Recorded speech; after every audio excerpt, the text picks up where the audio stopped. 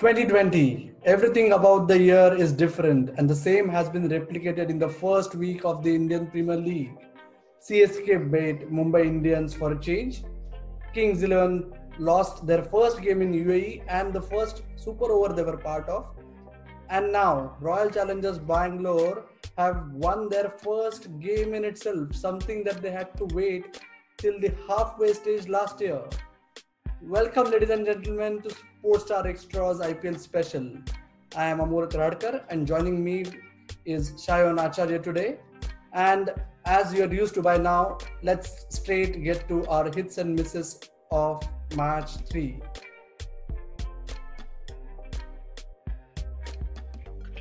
Well, Amol, for me, the hit of the day will definitely be Devdutt Padikkal because a youngster from Karnataka has been pretty much consistent in the domestic circuit, and it was just a matter of time that he got his break in the IPL, and he got that opportunity against the Sunrisers Hyderabad.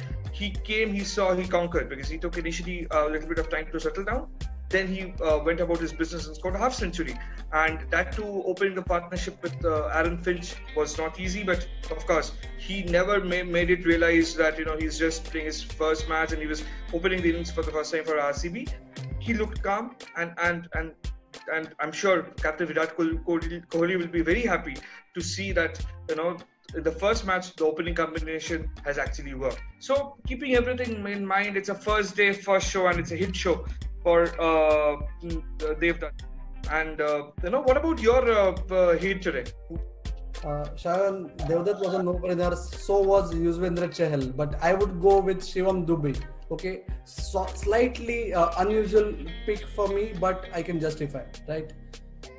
Ladies and gentlemen, please go back around 7 to 8 months. The last time Shivam Dube played a big match, he bowled only 1 over for India in a T20 in New Zealand. The series was sealed, but Dube considered 34 runs. Cut to today, and on the back of the kind of season he had with RCB last year, it wasn't really a great season considering he fetched a whopping price of 5 crore rupees last year. So on the back of all this, for him to bowl that first big over, right? Obviously, Manish Pandey had been dismissed by Chahal, but when Dube was thrown the ball, Priyam Garg had just walked in and Bairstow was going great guns. For him to come up with a 3-run over back then actually did put additional pressure on SRH, and then Dube came back and bowled those last 2 death overs, got a few wickets as well.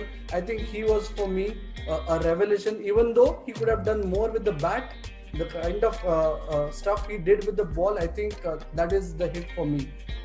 It's not about hits every time. Shayan, give us your miss of the day. Well, for me, the miss of the day has to be the middle order collapse of Sunrisers Hyderabad.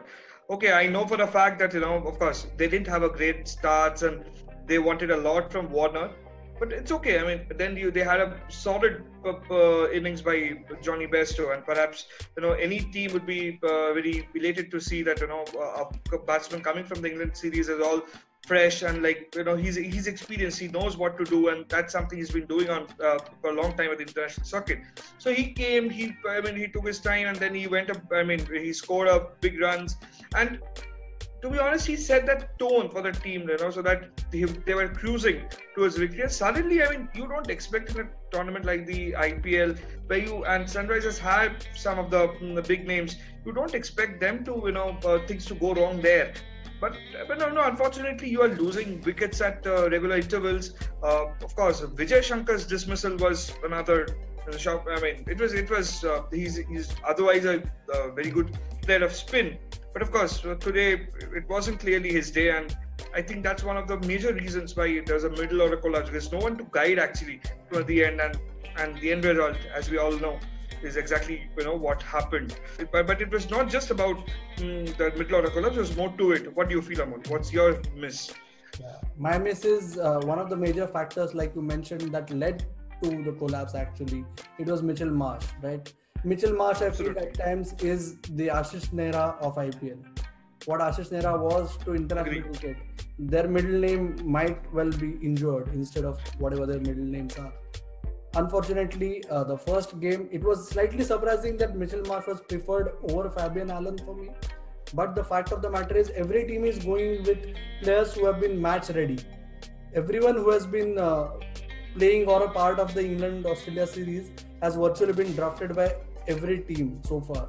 So Mitch Marsh was preferred over him, suffered the terrible injury in the first over that he bowled. And it was obviously courageous on him to walk down when he could barely stand on his legs.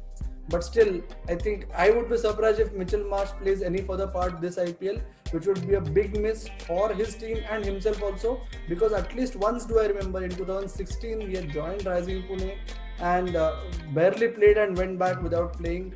So I think Mitch Marsh's jinx with the IPL continues to be my miss for the day.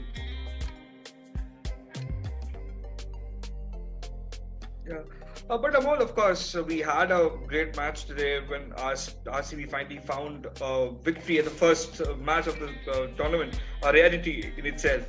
But let's also look forward to an exciting clash when Chennai Super Kings takes on Rajasthan Royals, and it's going to be a great contest. It's in cricket returns to Sharjah after a long time. I mean, what do you think will be the contest to watch out for as far you're concerned? Shayan, my battle within the battle is going to be Yashasvi Jaiswal versus Sam Curran. Okay, Sam Curran showed us what he is made of in that first game of the tournament, right? And Yashasvi Jaiswal, just like Devdutt Padikkal in the RCB clash, Yashasvi Jaiswal is one of the promising youngsters to watch out for. And I'm desperate to see actually how he goes. Okay, that elevation from under 19 to seniors, he has showed that he can do it when it comes to limited overs formats in domestic cricket. Whether he can take his performance a notch higher in the IPL is something I'm eagerly looking forward to. Give me your Shayan. After all, it's your home team, the Rajasthan Royals. No, obviously not a home team exactly, but of course, since I've stayed in Jaipur for a long time, but as far as I'm concerned, I think I'm more keen on watching the captaincy between Steve Smith and Mahendra Singh Dhoni.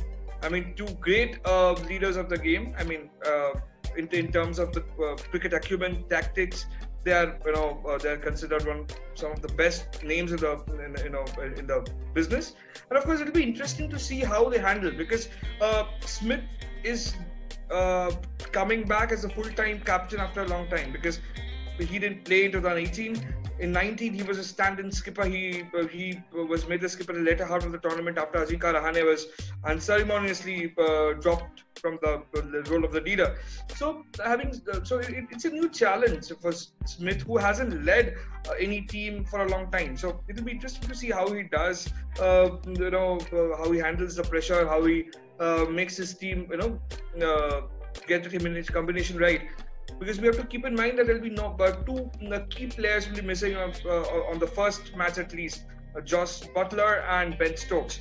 There's no clarity on when Stokes comes back. Butler, we are sure, will be available for the next match.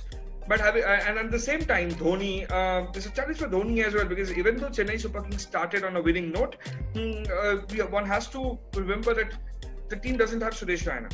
I mean, there's in the first match, there was a little, before Ambati Raidu came in, there was a little confusion about that middle order. So we are used to seeing Suresh Raina in that slot. So obviously that is something, and it will be interesting to see how the Captain Cool keeps his cool and ensures that the winning record is maintained. And that's about it.